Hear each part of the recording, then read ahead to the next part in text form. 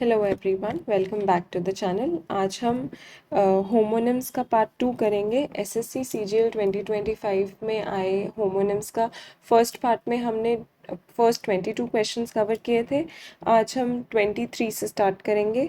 जिन्होंने पहली वीडियो नहीं देखी है वो ज़रूर पहली वीडियो भी देखें, उसमें भी बहुत सारे इंपॉर्टेंट क्वेश्चंस और ट्रिक्स हैं। तो हम स्टार्ट करते हैं क्वेश्चन नंबर 23 से आज।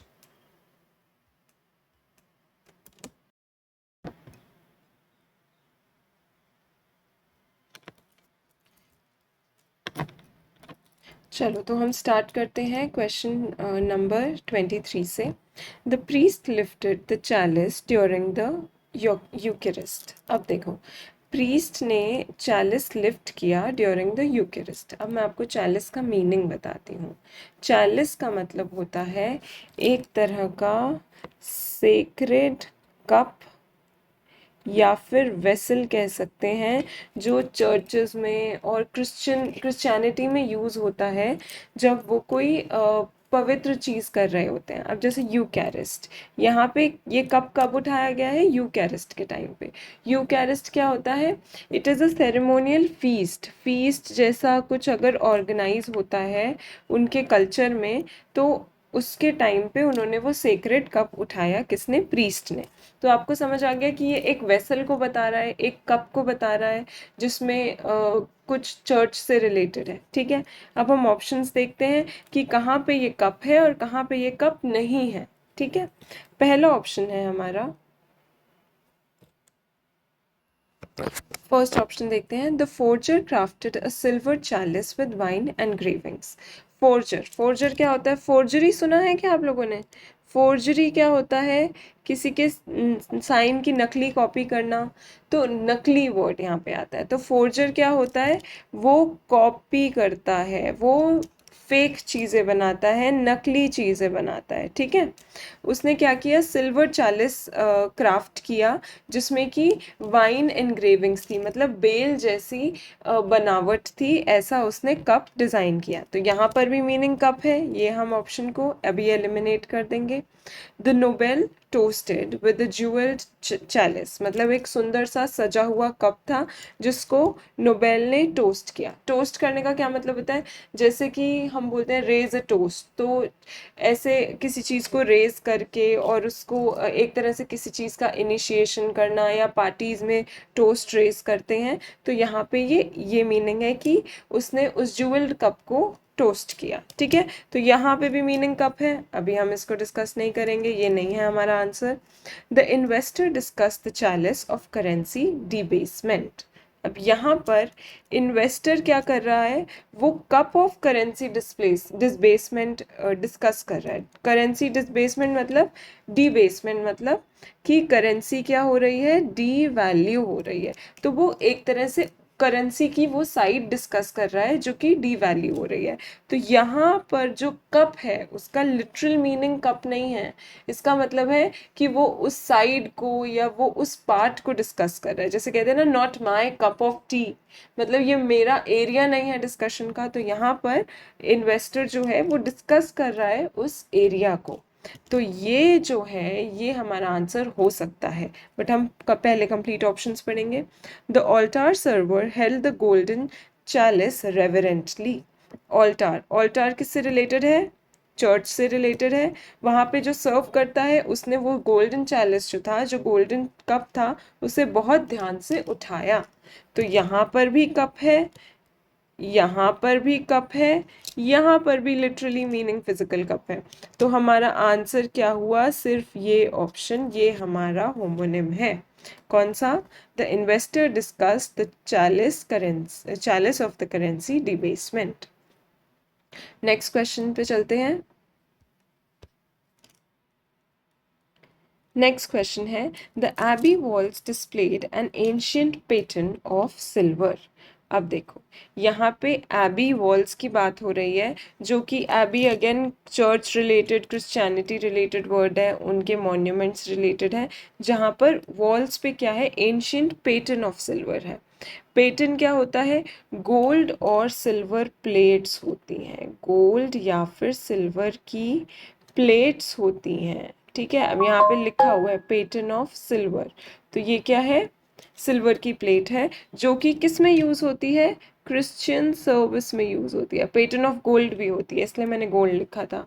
क्रिश्चियन सर्विसेज में यूज होती है, क्या काम करने के लिए, डेकोरेशन के लिए यूज होती है, या फिर उनका रिलीजियस एस्पेक्ट होता है इससे रिलेटेड। ठीक है, अब हम ऑप्शंस पढ़ते हैं कि कहाँ पर ये चर्च रिलेटेड है और कहाँ पर ये चर्च रिलेटेड नहीं है। ठीक है, प्लेट्स हैं ये सिल्वर या गोल्ड की। The monk placed the Eucharist on the paten. Eucharist अभी मैंने आपको बताया था, पिछले क्वेश्चन में भी वर्ड आया था।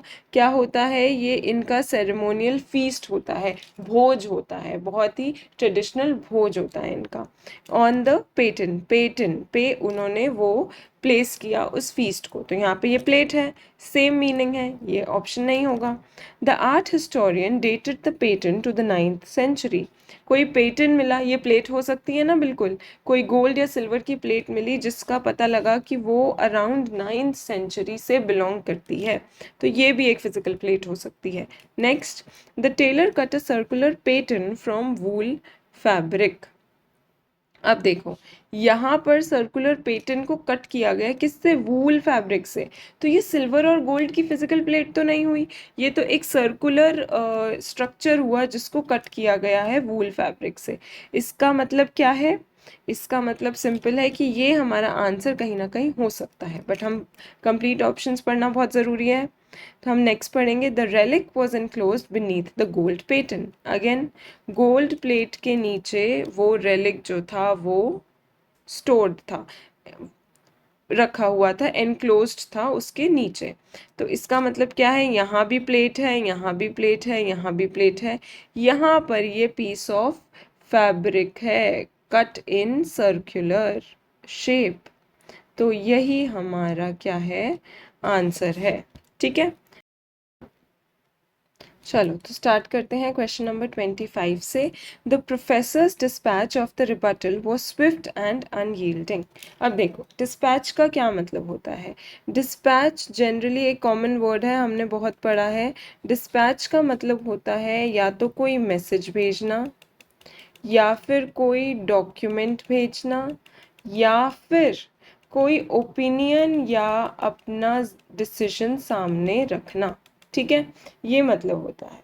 अब इस क्वेश्चन में जो है, the professors dispatch of the rebuttal was Swift and unyielding.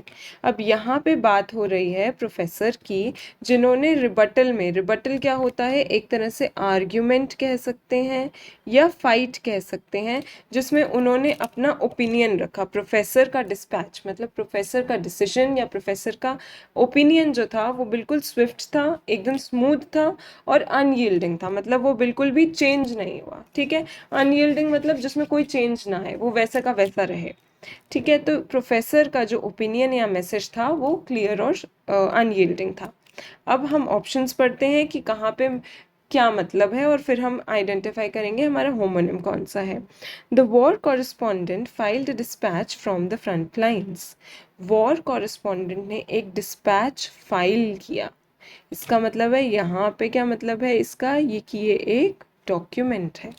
आगे बढ़ते हैं, the diplomats dispatch was firm but delayed. Again यहाँ पे क्या मतलब है, हमारे ऑप्शन वाला बिल्कुल डिसीजन वाला या फिर मैसेज वाला, कि वो एकदम फर्म था बट थोड़ा सा लेट था, डिले मतलब लेट था, तो ये तो सेम हो गया, इसको हम कंसिडर नहीं करेंगे। Next, the minister's dispatch of aid drew criticism. Minister का जो डिसीजन था या ओपिनियन था एड पर मतलब हेल्प पर, वो क्या था, उसने बहुत ज़्यादा क्रिटिसिज्म ड्रॉ किया, मतलब क्रिटिसिज्म अपनी तरफ खींचा, तो ये भी नहीं होगा, ये भी minister dispatch, diplomats dispatch, professors dispatch, ये सब सेम मीनिंग के हैं। The editor held the dispatch of bureaucratic red tape. Dispatch of bureaucratic red tape, editor ने क्या किया, हेल किया, वेलकम किया, या उसके बारे में बात की। डिस्पैच ऑफ मतलब कि ओपिनियन ऑफ, या फिर क्या कह सकते हैं, message of bureaucratic red tape. Red tapism क्या होता है, लाल फीता शाही जिसे कहते हैं हिंदी में, ये क्या होता है, एक गवर्नमेंट का स्ट्रक्चर होता है कि स्टेप बाय स्टेप या हायरार्की से ही काम होगा, उसे हम रेड टेपिज्म कहते हैं। तो ब्यूरोक्रेटिक रेड टेपिज्म को के रिगार्डिंग उनका ओपिनियन या मैसेज था। अब देखो, फाइल्ड अ डिस्पैच, डॉक्यूमेंट के फॉर्म में डिस्पैच वर्ड सिर्फ यहाँ आया है, तो ये हमारा होमोनिम हो जाएगा ऑप्शन नंबर ए, और option number A is our answer. ठीक है, नेक्स्ट क्वेश्चन की तरफ चलते हैं। नेक्स्ट क्वेश्चन है हमारा, the monk documented the breviarium with precise annotations। अब ये ब्रिवियरियम क्या होता है, मॉन्क से रिलेटेड है, ठीक है। मॉन्क वर्ड किससे रिलेटेड है, चर्च से रिलेटेड है।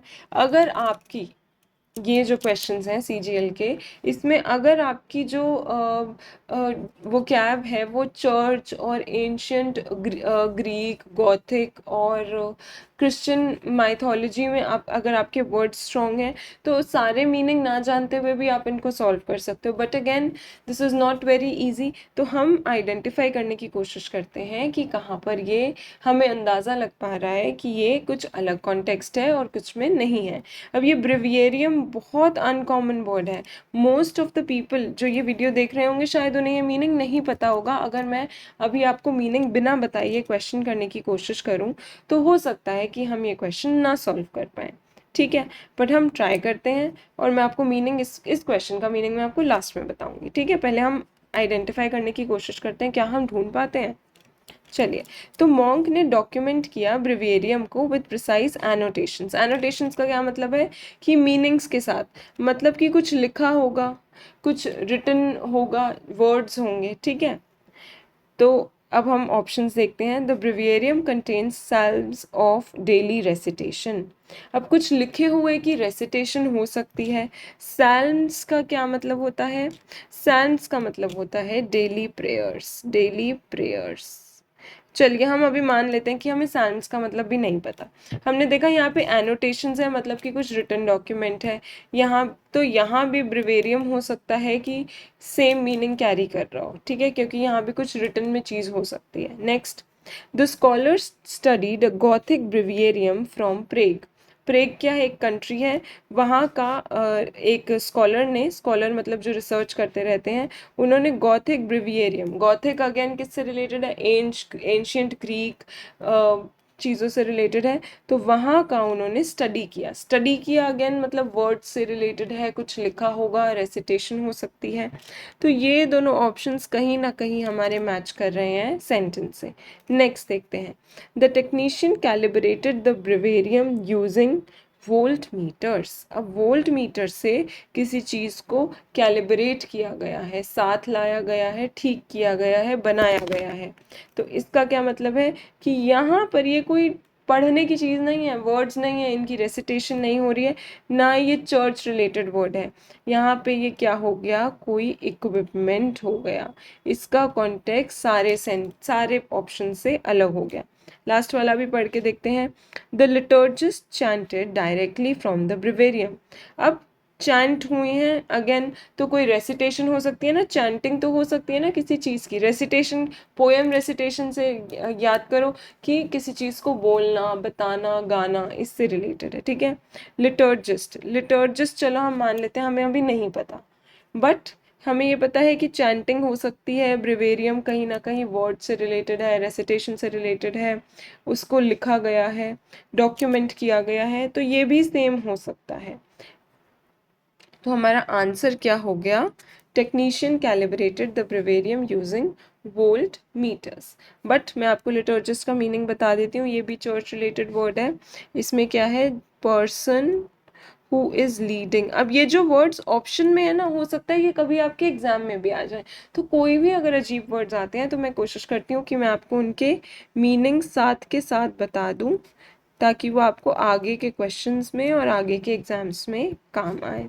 Person leading religious worship, worships को लीड करने वाला पर्सन जो होता है चर्च में, वो ये करता है। अब देखो, अब मैंने आपको बता दिया कि आंसर कैसे ढूंढना है। अब ब्रिवेरियम का मीनिंग क्या होता है, ब्रिवेरियम होती है हमारी Christian prayer book, Christian prayer book होती है हमारी ब्रिवेरियम। ठीक है, तो ये याद रखना कि उनकी प्रेयर्स लिखी होती हैं उसमें, उनकी सारी, जैसे कि हमारे हिंदू धर्म में आरती होती है ना, वैसे ही इनमें प्रेयर्स होती हैं जो कि रेसिटेशंस होती हैं जो कि लिखी होती हैं।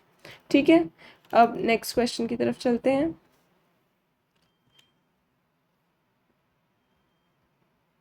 द करेंट डिबेट इन्वॉल्व्स की इकोनॉमिक इश्यूज। अब देखो, करेंट तो एक बहुत ही सिंपल वर्ड है, हम सबको इसका मीनिंग पता है। करंट का एक मतलब होता है वाटर के फ्लो से रिलेटेड, कि किस तरफ का करंट है, कितना करंट है। एक इलेक्ट्रिसिटी से रिलेटेड होता है, और एक और होता है जो कि क्या होता है, प्रेजेंट या फिर एग्जिस्टिंग सिचुएशन के लिए हम कहते हैं, जैसे कि current affairs, current economic situations. ठीक है, अब हम क्वेश्चन पे आ जाते हैं। द करंट डिबेट इन्वॉल्व्स, आप इसको पॉज करके खुद भी सॉल्व कर सकते हो, बहुत सिंपल क्वेश्चन है, सॉल्व करके आंसर देखना है इसका। द करेंट डिबेट इन्वॉल्व्स की इकोनॉमिक इश्यूज। करेंट यहाँ पे क्या है, present debate, present debate economic situations की बात कर रही है, तो यहाँ पे मतलब है present. The swimmer fought against the current, swimmer है मतलब तैर रहा है, पानी के करंट की बात हो रही है, वाटर मूवमेंट की बात हो रही है, या वाटर फ्लो की बात हो रही है, हो सकता है ये होमोनिम हो, बट हम नेक्स्ट देखते हैं, पहले सारे ऑप्शंस देखेंगे। The current trend favours decentralisation, अभी के जो ट्रेंड्स हैं वो डिसेंट्रलाइजेशन, विकेंद्रीयकरण को फॉलो कर रहे हैं। ठीक है, तो यहाँ पे भी क्या मतलब है, प्रेजेंट, तो ये हमारा आंसर नहीं है। His current address is unknown, वो प्रेजेंटली कहाँ रह रहा है वो किसी को नहीं पता है, प्रेजेंट है इसका मतलब। The minister spoke on current policy, minister ने बात की किस पे, करेंट पॉलिसी पे, प्रेजेंट पॉलिसी पर, इसका मतलब है हमारा आंसर कौन सा है, ए पार्ट, जिसमें कि वाटर के फ्लो की बात हो रही है और प्रेजेंट या एग्जिस्टिंग कंडीशन की बात नहीं हो रही है। ठीक है, तो नेक्स्ट क्वेश्चन की तरफ चलते हैं, ये बहुत सिंपल क्वेश्चन था। The cleric describe the tonsure as a sacred act, the cleric described the tonsure as a sacred act. Again, tonsure क्या होता है मैं आपको मीनिंग बता देती हूँ, फिर भी ये क्वेश्चन भी सेम लाइंस पे बेस्ड है, बिल्कुल सेम क्वेश्चंस हैं कि ये चर्च रिलेटेड वर्ड है या फिर क्रिश्चियनिटी के रिलीजन रिलेटेड वर्ड है। पता नहीं इन्होंने इस बार एआई से एग्जाम बनाया, कैसा प्रॉम्प्ट दिया कि सारे होमोनिम के क्वेश्चन सेम थीम पर बेस्ड कर दिए। मतलब ये बहुत ही अजीब चीज़ है, अगर देखा जाए तो सारे क्वेश्चंस का नेचर ऑलमोस्ट सेम है। The cleric describe the tonsure as a sacred act. अब टॉन्स्यूर क्या होता है, आप ऑप्शंस पढ़ के देखना, अपने आप ढूंढ लोगे, मैं आपको फिर भी बताती हूँ। The friar received his tonsure before initiation, friar क्या होता है, ये भी चर्च से रिलेटेड होता है, रिलीजियस पर्सन होता है, रिलीजियस ऑर्डर का पर्सन होता है, जो किसने क्या किया, टॉन्स्यूर रिसीव किया स्टार्ट होने से पहले। अगेन अभी टॉन्स्यूर नहीं पता, बट ये option eliminate. Medieval tonsure was symbolic of humility, medieval की बात हो रही है, पुराने टाइम की बात हो रही है, वही कहीं ना कहीं क्रिश्चियनिटी, क्रिश्चियन कल्चर से रिलेटेड होगा। Monks tonsure marked him as a Benedictine, monk का टॉन्स्यूर, मॉन्क अगेन चर्च से रिलेट हो गया, तो ये भी गलत हो गया। Biologist found tonsure on the frog's dorsal fin, अब ये क्या है, ये कहीं ना कहीं बायोलॉजी से रिलेटेड है, ये कोई बॉडी पार्ट की बात हो सकती है कि फ्रॉग के डोर्सल फिन, डोर्सल फिन कोई बॉडी पार्ट होता है, जो बायोलॉजी के जानकार होंगे वो बता पाएंगे आप लोगों को, या आप जिन्होंने बायोलॉजी पढ़ी है, डोर्सल फिन एक बॉडी पार्ट होता है, फिन्स और गिल्स से रिलेटेड होगा। ठीक है, तो यहाँ पर ये ऑप्शन ज़रूर हमारा आंसर होगा, ये तो हो गया हमारा आंसर ढूंढने का तरीका। बट टॉन्स्यूर का मीनिंग क्या होता है, जैसे कि हिंदू धर्म में होता है ना, वैसे ही हमारे क्रिश्चियनिटी में भी क्या होता है, टॉन्स्यूर का मतलब होता है, टॉन्स्यूर का मतलब होता है सेरेमोनियल शेविंग ऑफ हेड, अपने सर मुंडवा लेना, उसको कहते हैं सेरेमोनियल शेविंग ऑफ हेड। ये बहुत ज़्यादा सेक्रेड एक्ट माना गया है क्रिश्चियनिटी में भी। ठीक है, नेक्स्ट क्वेश्चन की तरफ चलते हैं। Next question again a simple question. They had to watch the suspect all night. अब देखो, वॉच, वॉच कैसा वर्ड है? एक वो जो हम हाथ में पहनते हैं, एक वो जो हम दीवार पे लगाते हैं। नहीं, दीवार पे लगाने वाली और हाथ में पहनने वाली में क्या डिफरेंस होता है? दीवार पे लगाने वाली होती है क्लॉक और हाथ पे पहनने वाली होती है वॉच। ठीक है, और एक वॉच क्या होता है? ये तो हो गया हमारा वॉच नाउन, और एक वॉच होता है किसी को देखना, जिसे कि हम कहते हैं एक वर्ब। ठीक है, अब क्वेश्चन पे आ जाओ।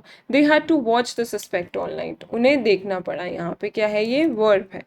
The guards keep watch during petrol, उन्होंने क्या किया? कीप वॉच मतलब देखना पड़ता है, देखने से ही रिलेटेड है, तो यहाँ पे भी हम कह सकते हैं कि ये और ये सेम है। He received a golden watch for his promotion, golden watch received, gift है ये, यहाँ पे देखना है, यहाँ पे देखना है। He stayed up to watch the sunrise, देखना। He watches too much television, देखना। तो सिर्फ ये ही डिफरेंट है, और ये बिल्कुल ही सिंपल क्वेश्चन है। आप लेवल ऑफ क्वेश्चन को देखो, वो कैसे वैरी कर रहे हैं शिफ्ट टू शिफ्ट। किसी शिफ्ट में इतना सिंपल क्वेश्चन जिसको मैं फर्स्ट सेकंड क्लास के बच्चे के लेवल का कहूँगी, और कहाँ ऐसे क्वेश्चंस जो वर्ड्स हमने कभी सुने नहीं, जो ऑप्शन की वोकैबुलरी हमने कभी पढ़ी नहीं, बट सॉल्व करने का क्या तरीका है? सिर्फ और सिर्फ टेक्निक। ठीक है, अगले क्वेश्चन की तरफ चलते हैं। The philosopher cited a rare aporia in the text. Aporia, aporia वाला क्वेश्चन हमने लास्ट क्लास में भी डिस्कस किया था। एक दो क्वेश्चंस ऐसे हैं जो ओवर द शिफ्ट्स क्या हुए हैं, रिपीट हुए हैं कुछ वर्ड्स। ठीक है, अब देखो, अपोरिया का क्या मतलब होता है? मैंने बताया था आपको, कंफ्यूजन या फिर स्टेट ऑफ डाउट को कहते हैं। अब देखो ऑप्शंस में कहाँ पे ये डिफरेंट है। मैंने आपको मीनिंग बता दिया, और बिना मीनिंग जाने भी अगर आप ऑप्शंस पढ़ोगे तो अपने आप ढूंढ पाओगे आंसर को। The reader encountered aporia in the Platonic dialogue. Reader ने क्या किया? प्लेटोनिक डायलॉग में एपोरिया एनकाउंटर किया, मतलब कि उसको कोई कंफ्यूजन क्रिएट हो सकती है। यहाँ पे कंफ्यूजन सूटेबल बैठ रहा है।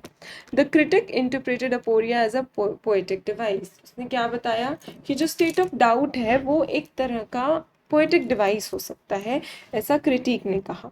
तो यहाँ पे भी कंफ्यूजन की बात हो सकती है। The engineer measured the bridge aporia in millimetre, bridge की तो कोई कंफ्यूजन नहीं होगी ना, डाउट नहीं होगा, जिसको मिलीमीटर में नापा जाएगा। यहाँ पे क्या है? ये एक इंस्ट्रूमेंट है या फिर कोई इक्विपमेंट से रिलेटेड है, तो ये हमारा आंसर है, क्योंकि ये डिफरेंट मीनिंग कैरी कर रहा है। यही हमारा होमोनिम है। The aporia indicated a contradiction in logic, contradiction मतलब अगेन कहीं ना कहीं ये डाउट से रिलेटेड है, कंफ्यूजन से रिलेटेड है। ठीक है, नेक्स्ट क्वेश्चन की तरफ चलते हैं। The chant ended with a resounding presagion. Presagion क्या होता है? चैंट है, चैंट की बात हो रही है। चैंट का क्या मतलब होता है? चैंटिंग किससे रिलेटेड है? प्रेयर्स बोलने से रिलेटेड है, सिंगिंग से रिलेटेड है। ठीक है, चैंटिंग हम जनरली मंत्रों को चैंट करते हैं, तो यहाँ पे भी हो सकता है ये कहीं ना कहीं रिलीजियस हिम्स से, चैंटिंग से रिलेटेड हो। अब ऑप्शंस देखते हैं बिना मीनिंग जाने। ठीक है, आप फोकस करना कि मैं आपको क्वेश्चंस जो अटेम्प्ट कराती हूँ वो बिना मीनिंग जाने कराती हूँ, क्योंकि आपको भी पता है और मुझे भी पता है कि ये एग्जैक्ट क्वेश्चंस उठ के आपके कोई भी अगले एग्जाम में नहीं आने वाले हैं। तो यही मेरा तरीका है कि मैं आपको पेपर अटेम्प्ट करने की स्ट्रैटेजी सिखाऊं, ना कि सिर्फ और सिर्फ आपको नॉलेज देती जाऊं, जो कि हर चीज़ की एक लिमिट है, और वो आपके लिए हो सकता है उस तरीके से यूज़फुल हो ना हो।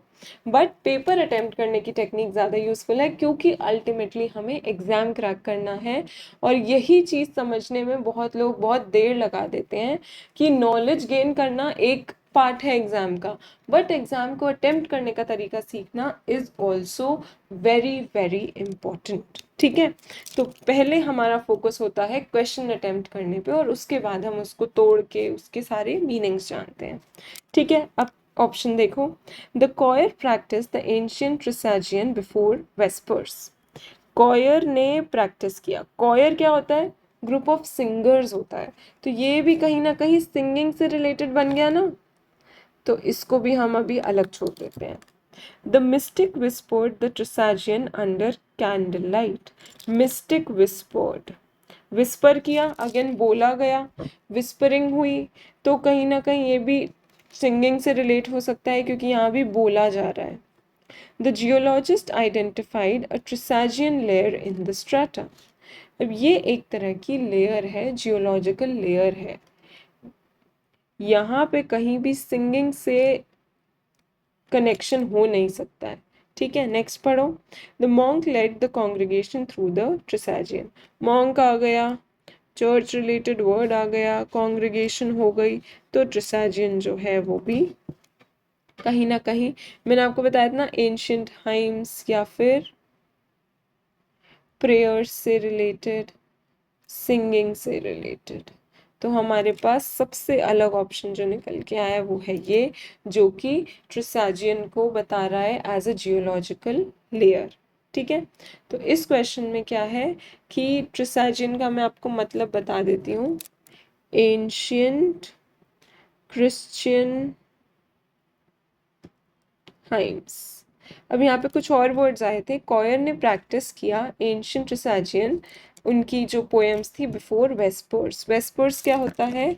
वेस्पर्स होती हैं जो चर्च में इवनिंग प्रेयर्स की जाती हैं। ठीक है, उससे हम कहते हैं वेस्पर्स। और मिस्टिक, मिस्टिक किससे रिलेटेड है? मिस्ट्री होता है ना, जिसके बारे में पता नहीं है, तो मिस्टिक विस्पर्ड। मिस्टिक मतलब एक पर्सन जिसकी आइडेंटिटी अननोन है, उसने विस्पर किया सॉन्ग्स को, सिंगिंग को अंडर कैंडल लाइट। ठीक है, ये हमने देख लिया, ये एक लेयर है, और यहाँ पर ट्रिसाजियन को लीड किया है एक मॉन्क ने। मॉन्क किसका होता है? चर्च का होता है। और कॉन्ग्रीगेशन क्या होती है? कॉन्ग्रीगेशन होती है एक तरह से एक सेरेमोनियल या ट्रेडिशनल मीटअप कह सकते हैं, और अगर हिंदी में कहें तो हम इसको सभा कहेंगे। ठीक है, क्या कहेंगे? धार्मिक सभा। ठीक है, कॉन्ग्रेगेशन ये होती है। अगले क्वेश्चन की तरफ चलते हैं। The philosopher's tenure at the institution was legendary. अब देखो, टेन्योर का मीनिंग हम सबको पता है। कितने ऑफिसर्स या कितने लोग ये कहते हैं हमारा यहाँ पे इतना टेन्योर था, हम इतने टेन्योर के लिए थे। ये होता है period of holding a position या फिर जॉब एट एनी प्लेस। ठीक है, ये मतलब होता है टेन्योर का। अब ऑप्शंस देखो। फिलोसोफर का इंस्टीट्यूशन, पहले क्वेश्चन का मतलब क्या है? फिलोसोफर का इंस्टीट्यूशन में जो टेन्योर था वो बहुत ही लेजेंडरी था। Next, he lost tenure due to academic misconduct. उसने अपनी पोजीशन को, यहाँ पे क्या मतलब है? अगेन पोजीशन से रिलेटेड है। उसने अपनी पोजीशन को लूज कर दिया अपने एकेडमिक मिसकंडक्ट की वजह से। The lease agreement defines tenure by clause. जो लीज अग्रीमेंट है वो टेन्योर को डिफाइन करता है, किससे? क्लॉज से डिफाइन करता है। ठीक है, यहाँ पे टेन्योर का मतलब है कि वो जो पीरियड है जिसके लिए उसने काम किया, या जिसके लिए वो अग्रीमेंट होल्ड कर रहा है, जो अग्रीमेंट जिस पीरियड के लिए काम कर रहा है, वो हमारा टेन्योर है। The sculptor capture the tenure of pain in marble. ये किसी का पीरियड नहीं है, ये टेन्योर ऑफ पेन एक तरह से सिमिली या मेटाफर की तरह यूज़ किया गया है पीरियड ऑफ पेन बताने के लिए। ठीक है, यहाँ पर इसका एकदम करेक्ट वो मीनिंग नहीं बैठ रहा जो बैठना चाहिए as per the options, as per the sentence. पर हम आगे भी पढ़ेंगे। The colonial tenure laws were challenged by activist. Colonial Britishers के टाइम पर जो रूल का पीरियड था, अगेन पीरियड, सिर्फ ये ऑप्शन है हमारा जो कि फिट नहीं बैठ रहा है, और यही हमारा होमोनिम है क्योंकि ये लिटरल सेंस में यूज़ नहीं हुआ है। ठीक है, नेक्स्ट क्वेश्चन देखते हैं।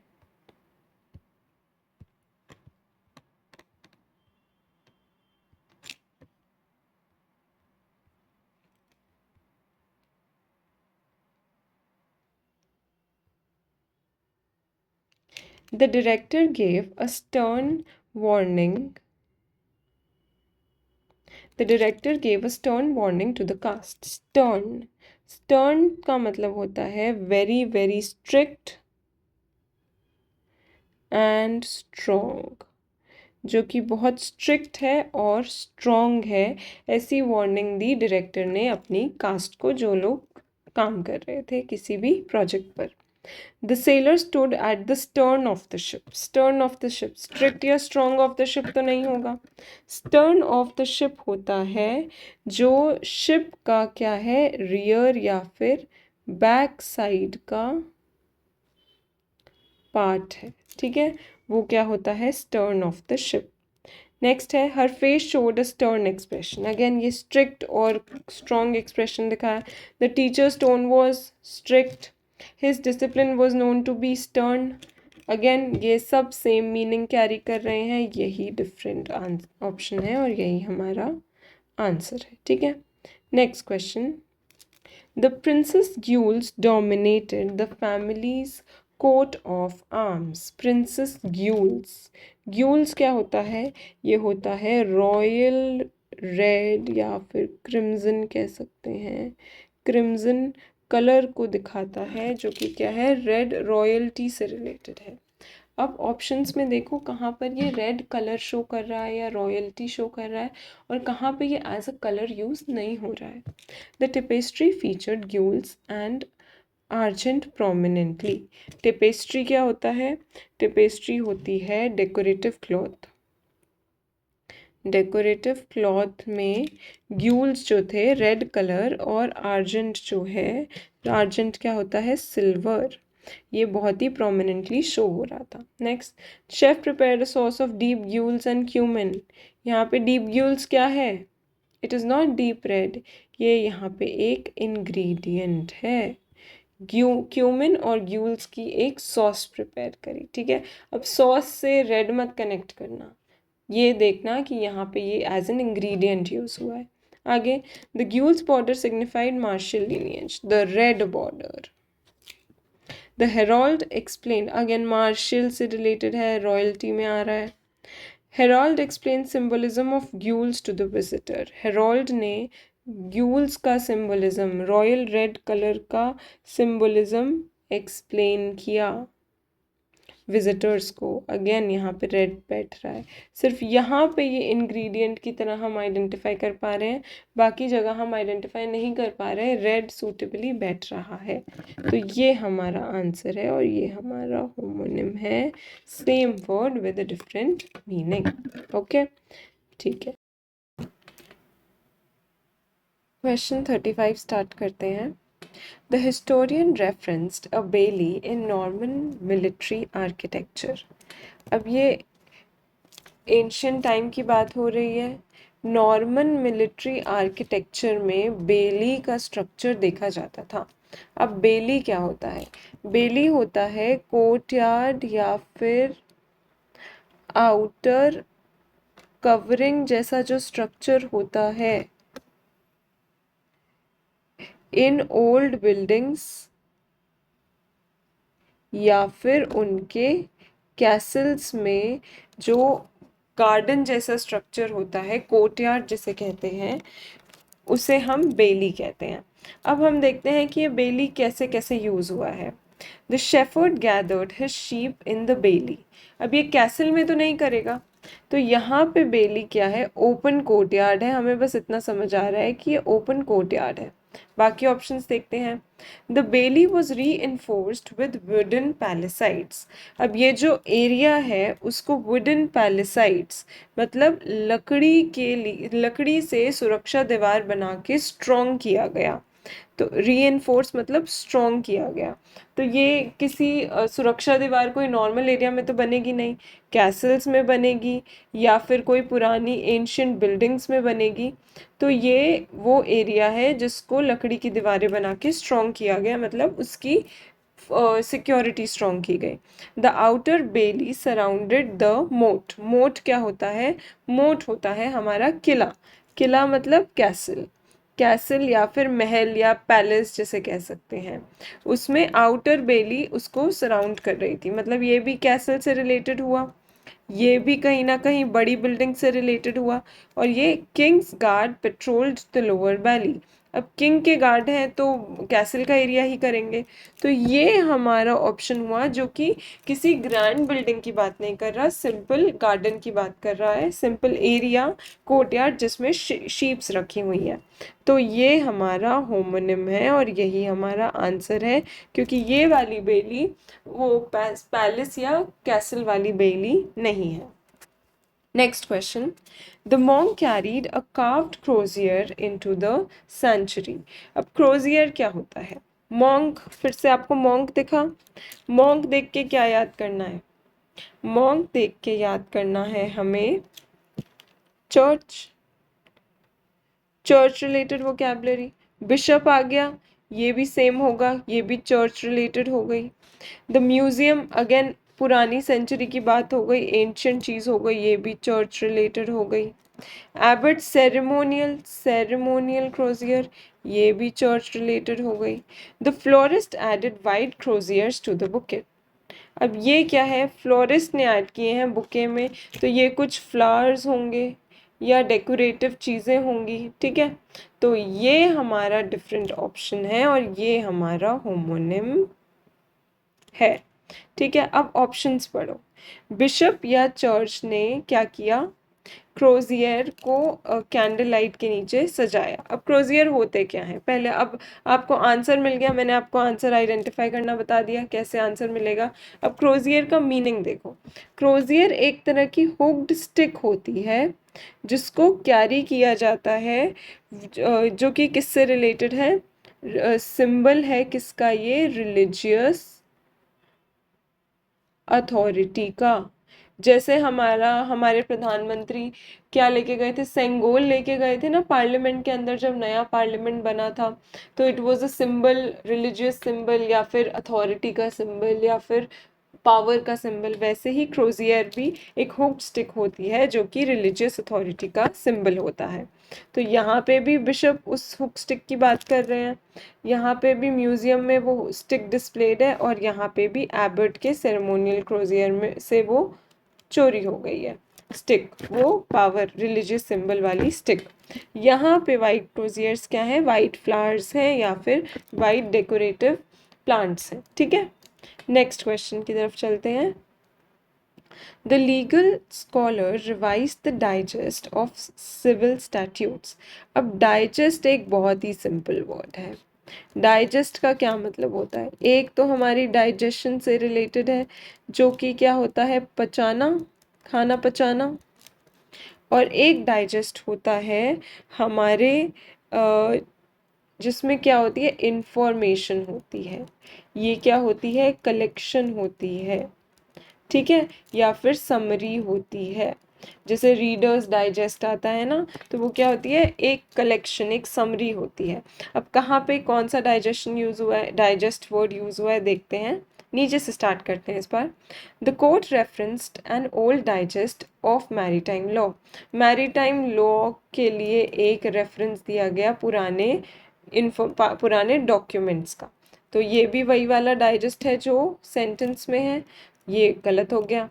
The editor proof read the tax digest overnight. Tax से रिलेटेड जो इंफॉर्मेशन थी, समरी थी, उसको रीड किया, तो ये भी डाइजेस्ट वो हो गया।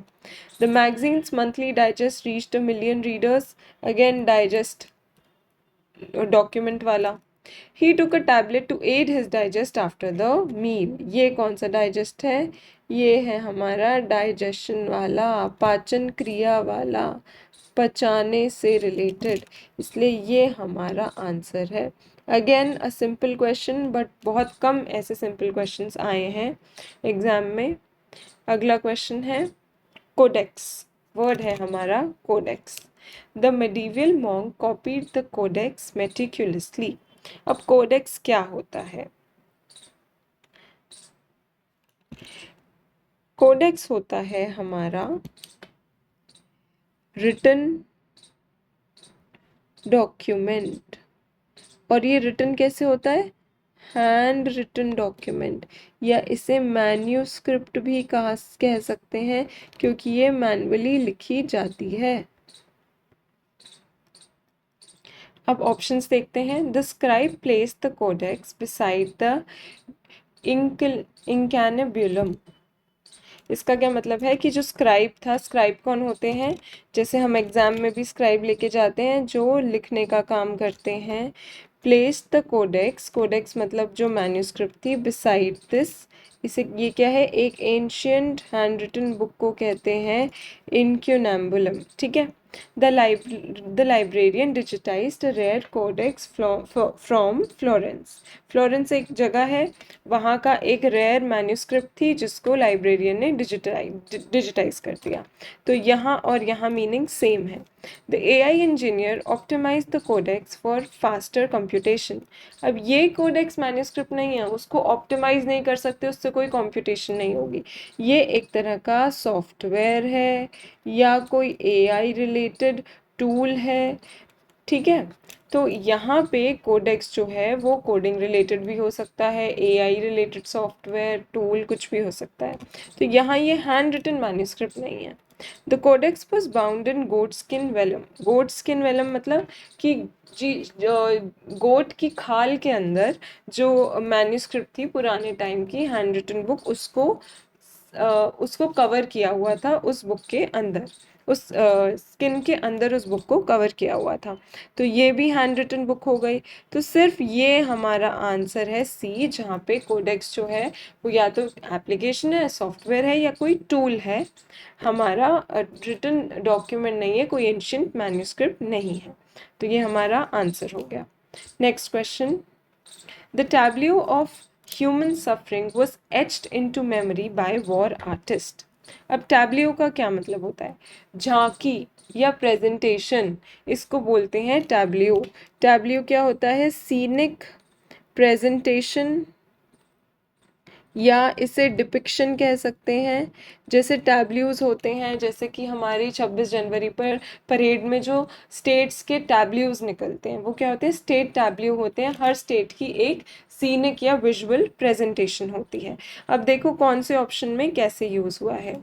The group performed silent Tableau on stage, तो स्टेज पे तो प्रेजेंटेशन ही होगी, तो ये ठीक है, ये सेम मीनिंग कैरी कर रहा है। The historian examine the Tableau of events after partition. जो पूरी सारी प्रेजेंटेशन, जो सारी इवेंट्स थे, उनकी प्रेजेंटेशन या उनकी विजुअल मेमोरी देखी किसने? पार्टीशन के बाद। The Tableau included metaphorical symbols and figures. ये कोई प्रेजेंटेशन है जिसमें कि सिम्बल्स और फिगर्स यूज हुए हैं, तो ये दोनों ऑप्शंस भी हट गए। The cabinets Tableau was rearranged after the reshuffle. अब ये कौन सा टैब्ल्यू है? ये कोई प्रदर्शनी नहीं लग रही है, ये कोई स्टेज पे प्रेजेंटेशन नहीं हो रही है। ये किसकी बात हो रही है? ये बात हो रही है कैबिनेट के मिनिस्टर्स की, जिसे हम मंत्रिमंडल कह सकते हैं। तो यहाँ पे टैब्ल्यू का मतलब है जो कैबिनेट के मेंबर्स हैं, मिनिस्टर्स हैं। ठीक है। तो ये हमारा आंसर है, क्योंकि ये डिफरेंट है और बाकी सब में क्या है? विजुअल प्रेजेंटेशन है। ठीक है। नेक्स्ट क्वेश्चन देखते हैं। The altar cloth bore a crimson galloon border. अब गलून क्या होता है? गलून होता है डेकोरेटिव टेप कह सकते हैं, या डेकोरेटिव साइड का डिज़ाइन कह सकते हैं, या बॉर्डर कह सकते हैं। ठीक है। तो ऑल्टर के क्लोथ पे, अगेन ऑल्टर वर्ड कहाँ से आया है? चर्च वोकैबलरी से आया है। रेड कलर का गलून बॉर्डर था। क्रिम्सन हमने अभी देखा था, रेड से रिलेटेड होता है। अब हम ऑप्शंस पढ़ते हैं और देखते हैं कहाँ पे डिफरेंट मीनिंग है। द सीमस्ट्रेस प्रेस करने वाली होती है, या फिर जो सिलाई करने वाली होती है, मतलब जो कपड़े से रिलेटेड काम करती हैं, सीमस्ट्रेसेस embroidered a metallic galloon on the vestment. Vestment मतलब कपड़े पर metallic galloon, वो decorative tape लगाई, ठीक है, सेम मीनिंग लग रहा है. The merchant exported galloon rolls to ecclesiastical suppliers. ecclesiastical suppliers को हमने वो रोल्स एक्सपोर्ट किए. ये कौन लोग होते हैं? ये टेक्सटाइल पे काम करने वाले लोग होते हैं. ये सब कपड़े से रिलेटेड बात है. बॉर्डर्स हैं किसके? क्लॉथ के या डेकोरेटिव टेप्स हैं. तो ये और ये ऑप्शन सेम है. The nutritionist prescribed a galloon for boosting metabolism. अब वो कोई डेकोरेटिव टेप तो नहीं प्रिस्क्राइब करेगी जो न्यूट्रिशनिस्ट है, किसके लिए? मेटाबॉलिज्म इम्प्रूव करने के लिए. तो ये क्या है हमारा गैलून? ये एक तरह की मेडिसिन है या ट्रीटमेंट है. तो यहाँ पे जो मीनिंग है वो डिफरेंट है. नेक्स्ट भी पढ़ लेते हैं. The pall was edged with fine silk galloon. अगेन क्लॉथ रिलेटेड आ गया ना. तो ये हमारे तीनों ऑप्शंस डिफरेंट है और ये हमारा होमोनिम हो गया, ठीक है. Next question. He could not lead the team under pressure. Lead करना मतलब लीडरशिप से रिलेटेड. लीडरशिप से रिलेटेड मतलब हेड करना, ठीक है. अब ऑप्शंस देखते हैं कहाँ पे डिफरेंट है. नीचे से स्टार्ट करेंगे, डी ऑप्शन से. He wrote a report on leadership styles. Leader word आ रहा है ना, ये लीडिंग से ही रिलेटेड है, तो ये सेम है. She leads the coir every Sunday. वो अपना जो सिंगिंग ग्रुप है उसको लीड करती है. अगेन हेड करती है, ये भी सेम है. He tried to lead the meeting professionally. उसने हेड करने की कोशिश की मीटिंग को professionally. They use lead pipes in old construction. Lead, ये लेड क्या है? ये एक तरह की मेटल है. तो यही हमारा आंसर है. ये लीड और वो लेड में क्या है डिफरेंस है? ये हमारा ये हमारा होमोनिम है. Next question. The professors dispatch of the rebuttal was Swift and unyielding. ये क्वेश्चन रिपीट हुआ है. अभी हमने पहले भी देखा था, इसी वीडियो में आएगा. आप ज़रूर इस क्वेश्चन को वहाँ पे विजिट करके आंसर मार्क करना. इस क्वेश्चन का आंसर है ये डॉक्यूमेंट रिलेटेड है. बाकी सारे ओपिनियन या फिर मैसेज रिलेटेड है, ठीक है. Next question.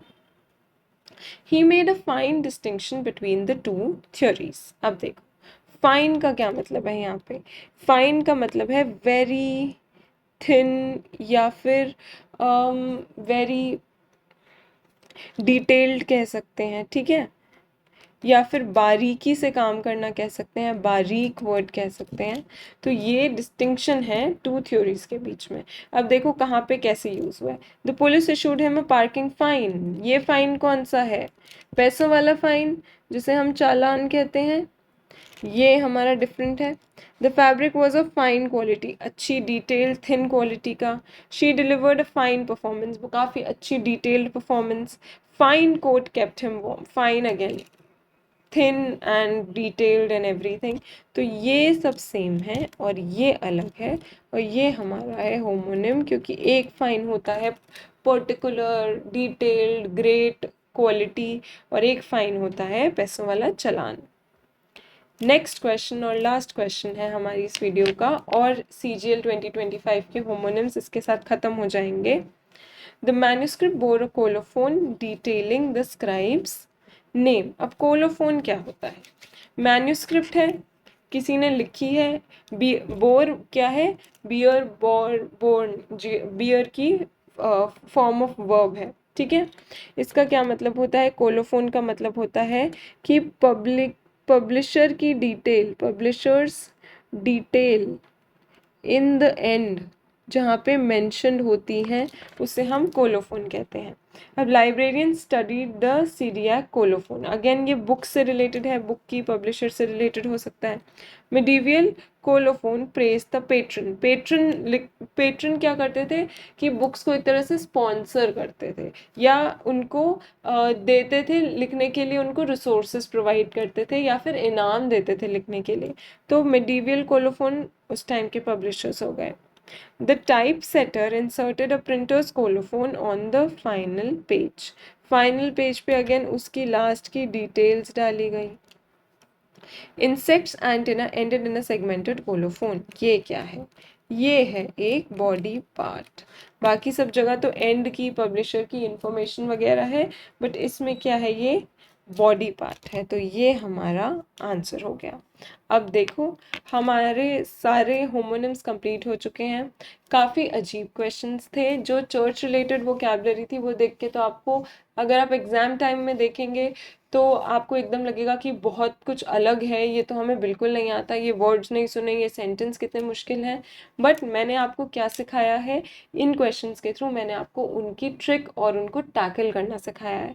तो अगर इस बार जैसे चर्च थीम था, medieval, ancient Greek, Gothic theme था, ऐसा हो सकता है कि अगले किसी एग्जाम में वो और कोई थीम पकड़ के सारे होमोनिम्स के क्वेश्चंस बना दे।